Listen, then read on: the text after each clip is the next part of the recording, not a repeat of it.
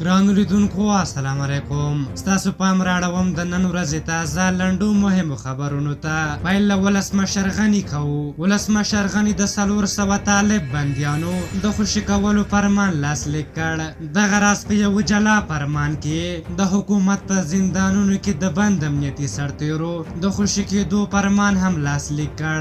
زلمی خلیلزاد د افغان سولې لپاره د امریکا د بهرنیو چارو وزارت ځانګړي استازي زلمی خلیلزاد ویلي چې لوی جرګې د حکومت او طالبانو د مذاکراتو د پیل لپاره مهم ګام واخیست او د لوی جرګې له پریکړې هرکلی کړی. بین الافغاني مذاکرات یو شمېر رسنیو د حکومتي سرچینو له قوله ویلي چې د روانې اګست میاشتې په 14 یا د اسد په 26 نیټه به د افغانانو ترمنځ د خبرو لومړی پړاو پیل شي.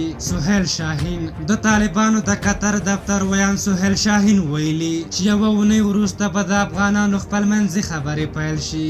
دوی وایي د دوی 21 کسیز پلاوی چې ملا باستانیک ځای به مشري کوي مذاکراتو ته چمتو دی. امرالله صالح د ولسمشر لومړی مرستیال امرالله صالح وایي هیلې او امیدونه یې په سولې پورې تړلي، خو د مدیریت او طرحې له پلوه بدترین حالات تر نظر لاندې لري. صالح وایي د سولې بهیر په افغانستان کې مطلق افغانۍ نه دی، ځکه چې جګړه هیڅکله په مطلق ډول د افغانانو ترمنځ نه واو نه ده.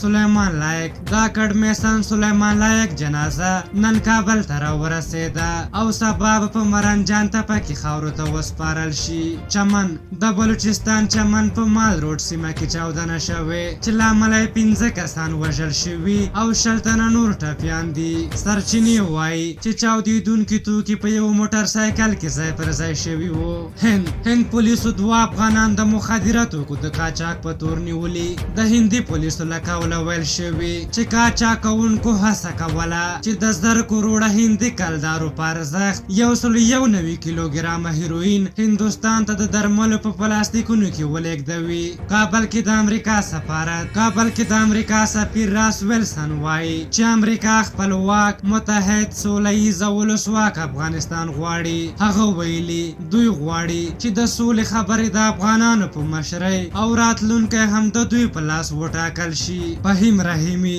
افغان سندرغاړی فهیم رحیمي د ورپېښې ناروغۍ له امله تېره شپه په کابل کې وفات شوی او وروستی خبر دا دی چې له پاکستان افغانستان ته په خپله خوښه د کډوالو د بیرته ستنېدلو لړۍ بیرته پیل شوې. د کډوالو نړیوال سازمان چارواکو ویلي چې دمګړۍ په خیبر پښتونخوا کې هغه دفترونه فعال کړي چې په مرسته یې افغان کډوال په خپله خوښه افغانستان ته وړي. په هر حال دا د نن ورځې تازه لنډو مهم خبرونه. تر بیا چې ساعت چوپړ ته راځم په لویه بخښونکي خدای مو سپارم. د الله په امان.